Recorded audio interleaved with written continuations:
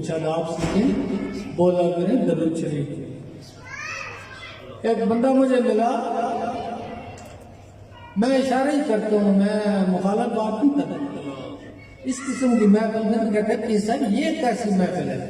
میں کہ یار یہ تو مجھے نہیں پتا، میں ایک شعر سناتا ہوں، سن لو۔ اللہ اللہ کہ محبت کے لیے کچھ خاص دل مخصوص ہوتے ہیں، اللہ اللہ سبحان اللہ، اللہ اللہ، محبت کے لیے کچھ خاص دل مخصوص ہوتے ہیں، یہ وہ نغمہ ہے جو ہر ساز پہ گایا نہیں جاتا۔ اللہ اللہ اللہ بسم اللہ، بات سمجھے آپ؟ میں پیر ہوں، پر امام کا نواسا ہوں، آل رسول سے ہوں، اللہ اللہ، میرے تعارف کی ضرورت نہیں، نہ کبھی میں نے اپنی تعریف کی ہے، نہ میں پھول پات میں رہتا ہوں، میں سیدھا سادہ بندہ ہوں، تھوڑا سا کھپرا بھی ہوں، کوئی کھپرا نہ ہوں تو آپ قابو نہیں آتے۔ ایک بات نہیں سنی، یہ بچے نے بھی اشارہ کیا، راجا نے بھی، انہوں نے بھی،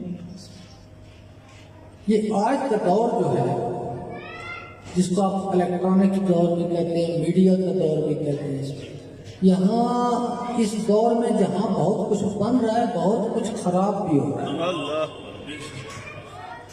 اور یہ جو شودے آدمیوں کے آگے چڑھ گیا ہے مذہب اور قرآن، انہوں نے عجیب و غریب حرکات شروع کر، آپ فیس بک اٹھا کے دیکھیں۔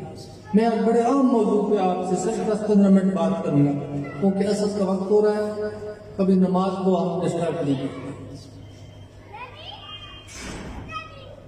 ارشاد مقدس ہوا، میں آپ کو پھر آگے بات سناتا ہوں۔ بسم اللہ الرحمن الرحیم، وَإِذَا أَخَذْنَا مِنَ النَّبِيِّينَ مِيثَاقَهُمْ وَمِنْكُمْ، کلام مجید کی آیت ہے، حدیث نہیں کہ آپ لڑ پڑیں، کہ اے میرے محبوب وہ وقت یاد کریں آپ جب میں نے انبیاء علیہ السلام سے اور آپ صلی اللہ علیہ وسلم سے عہد لیا تھا۔ اللہ اللہ یہ قرآن کی آیت ہے، غور کرو۔ تو انبیاء میں تو ہزاروں سالوں کا فرق ہے، لیکن عہد ایک وقت میں ہوا، اور یہی ان کے نورانی پیکروں کا ثبوت، اللہ یہی ثبوت ہے کہ اس وقت بھی نورانی پیکروں میں ایک جگہ موجود تھے، جیسے مسجد اقصی میں۔ اللہ اللہ یہ زمان و مکان سے آزاد مخلوق، تو سب انبیاء سے عہد کیا گیا، کس چیز کا؟ کہ یہ میرا کلام ہے، میں نے اسے پہاڑوں پر نازل کرنے کا حکم دیا، کوشش کی، ارادہ فرمایا، وہ انکار کر گئے۔ کائنات تک کسی چیز نے اس میرے کلام کا بار نہیں اٹھایا، تو اے محمد مصطفیٰ اور انبیاء، یہ میں آپ کو سونپتا ہوں، اللہ یہ میں آپ کو سونپتا ہوں، اور اس قلب نے اس کا بوجھ اٹھایا، انبیاء نے اس کا بوجھ اٹھایا۔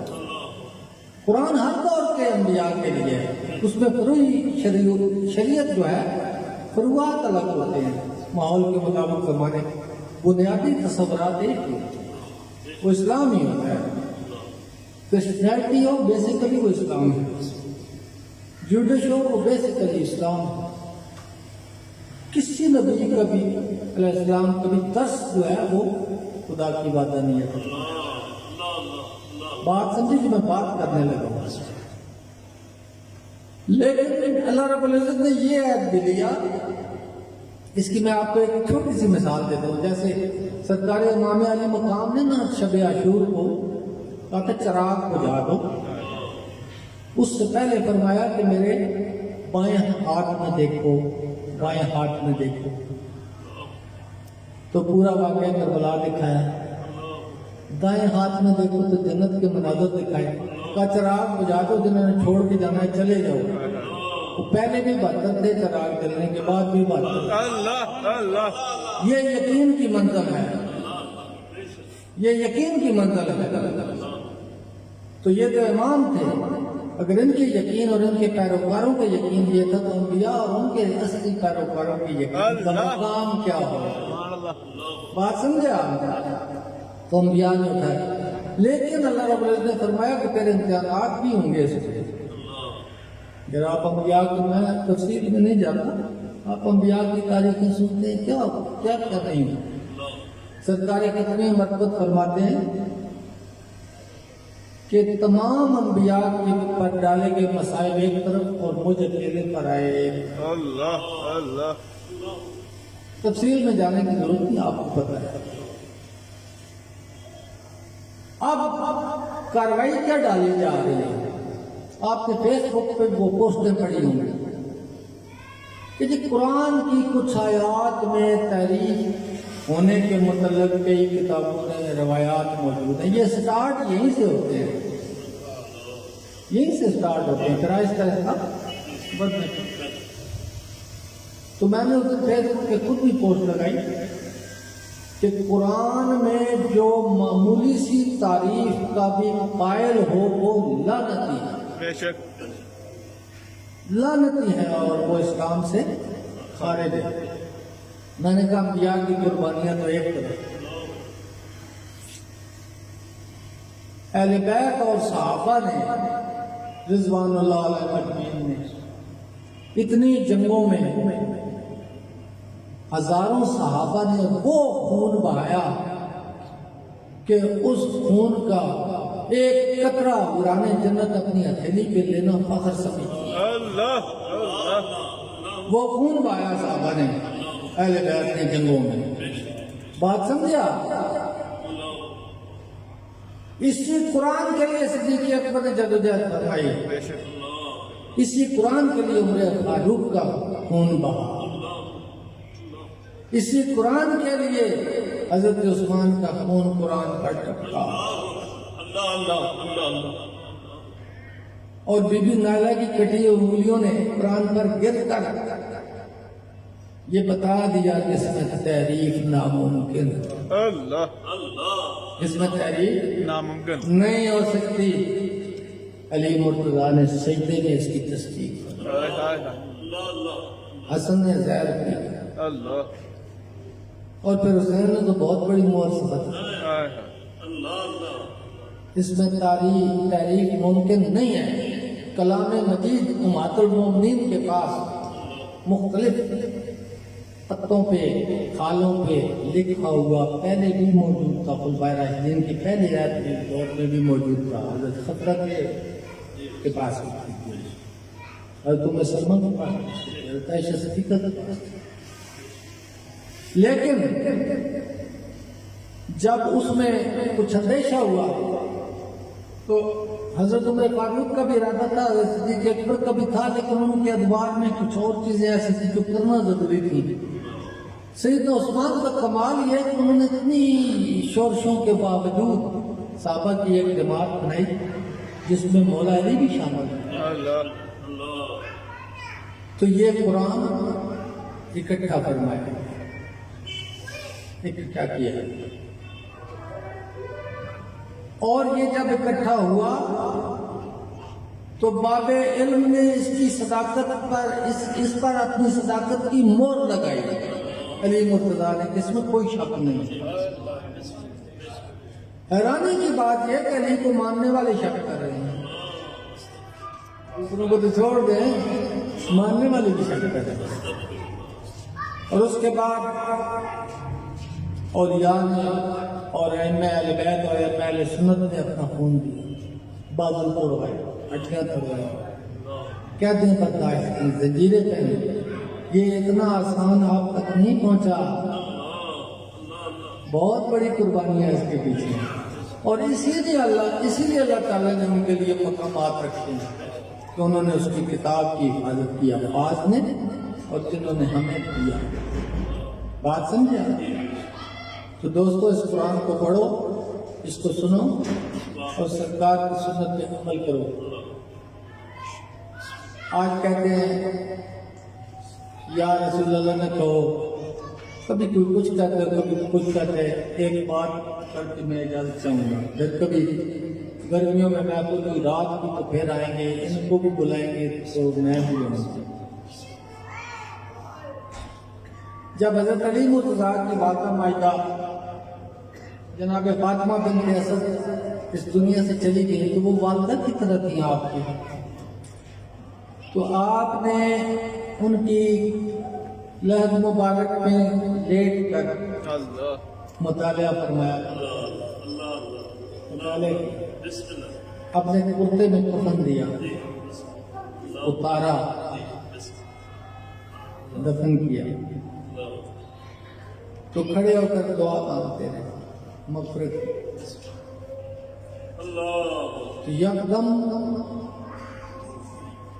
آپ پر ایک کیفیت آئی ہے،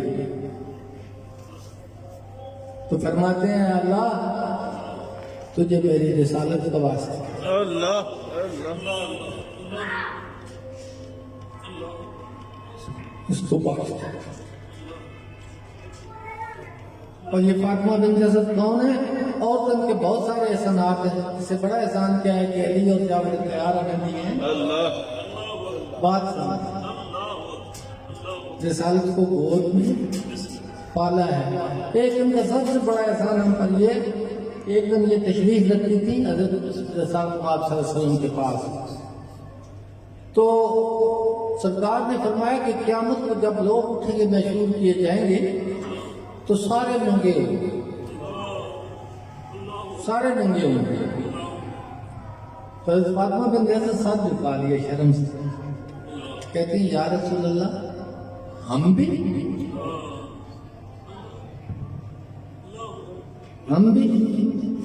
سرکار فرماتے ہیں کہ اس سے قبل کہ کسی کی بھی کائنات میں نظر آپ پر پڑے آپ سب عورتوں کو لباس عطا فرمائیں۔ اللہ اللہ اللہ اللہ سبحان اللہ اور ہماری عورتیں کیا کر رہی ہیں؟ اس محفل میں بھی مانگ رہی ہیں یہ چیزیں ختم کرو، اور رسول اللہ صلی اللہ علیہ وسلم کو یا رسول اللہ کہنا اور اس کے پیاروں سے التجا کرنا کوئی شرک نہیں، بشرطے کہ تم اللہ کی وحدانیت کو مانتے ہو تب کوئی شرک نہیں۔ لیکن اگر اللہ کی نفی کر دو تو پھر جس کو بھی مانتے رہو کوئی فرق نہیں پڑتا۔ کہو یا علی ادرکنی فی سبیل اللہ، یا غوث العظم ادرکنی فی سبیل اللہ، اے محبوب خدا۔ سرکار نے خود دعا فرمائی یا حی و یا قیوم، خود رسالت میں آپ دعا فرما رہے ہیں۔ آخری بات سنو، یا حی و یا قیوم برحمتک استغیث، اے حی اے قیوم مالک اپنی رحمت کے واسطے میری مدد فرما۔ رحمت کا کون واسطہ دے رہا ہے؟ رحمت للعالمین۔ اللہ اکبر نعرہ رسالت، یا رسول اللہ نعرہ حیدری، یا بات سمجھے آپ؟ تو انشاءاللہ پھر کبھی ملاقات ہوئی تو بات کریں گے۔ اب اصل کا وقت ہو رہا ہے، یہ ہمارے ہمسائے میں بھی اذان شروع ہوگی، پھر تو چپ ہو جانا ہوتا ہے، تو آپ دعا مانگیں میرے ساتھ۔ اللہ الحمدللہ، اللہم صلی اللہ سیدنا مولانا محمد وعلی آل سیدنا مولانا محمد وبارک وسلم صلی علیہ۔ اچھا بیٹھ گئی آپ کو۔ اللہم اوصل ثوابا حاضر دعوت الکلمات الطیبات الزکیات الانوار جمیع الانبیاء والاصفیاء، خصوصاً النور معطر محمد مصطفی سلطان الانبیاء قرآن الاصفیاء احمد مجتبی محمد مصطفیٰ صلی اللہ علیہ وآلہ وسلم و جمیع ازواج رسول اللہ بالخصوص سید خدیجہ الکبریٰ و سید عائشہ الزکیہ و جمیع بنات رسول اللہ سید زینب، سید کلثوم، سید رقیہ و سید فاطمہ الزہرا و جمیع خلفائے رسول اللہ ابو بکر صدیق، عمر الفاروق، عثمان ذو النورین و علی المرتضی و حسن بن علی و جمیع شہداء رسول اللہ صلی اللہ علیہ وآلہ وسلم بالخصوص سید الشہداء حمزہ بن عبد المطلب و سید الشہداء حسین بن علی و جمیع ائمہ اہل بیت و جمیع ائمہ اہل سنت والجماعت و جمیع اولیاء قادریہ، قادریہ، نقشبندیہ، سہروردیہ، مختومیہ، نظامیہ، چشتیہ اللهم اغفر للمؤمنين والمؤمنات والمسلمين والمسلمات الأحياء منهم والأموات اللهم آمين ربنا آتنا في الدنيا حسنة وفي الآخرة حسنة وقنا عذاب النار اللهم آمين اے اللہ ہماری یہ عبادت اپنی بارگاہ میں قبول فرما اللهم آمين ہمیں شیطان کی شر اور ہر شر سے محفوظ فرما آمين ہماری جان مال اولاد گھر بار کو اپنی حفاظت سے فرما آمين ہمارے بے اولادوں کو اولاد عطا فرما بے روزگاروں کو روزگار عطا فرما ہمارے بیماروں کو شفا عطا فرما خصوص حسین بیٹے کی چھوٹی بیٹی بہت سی پیچیدگیوں کے شکار ہے اللہ تعالیٰ سید الساجدین کے صدقے میں اس کو شفا آمين اللهم آمين آپ سب جتنے دوست بیٹھے آئے ہیں نعت خوان علماء حضرات منتظم جو ایسی خواہش آپ سب کے دل میں ہے کہ وہ پیش کی جا سکے اس دربار میں ایسی خواہش نہ کرنا جو ناجائز الله وہ خواہش جو پیش کرنے کے قابل ہے، قبول آمين افواج پاکستان کو فتح عطا فرما اللهم ہماری حکومتوں کو مستحکم فرما آمين ہمارے ملک کو شاداب فرما باران رحمت کا ضرور کرنا اللهم آمين کشمیر اور فلسطین کو آزاد کرنا اللهم آمين مسلمان عالم کو یکجہت کی توفیق عطا فرما اللهم آمين فتح عطا آمین۔ کی طاقتوں کی شر سے محفوظ اللهم صلی اللہ تعالی علی خیر خلقہ بنور عرشہ محمد وآلہ وسلم اجمعین برحمتک یا ارحم الراحمین السلام علیکم ورحمۃ اللہ وعليكم السلام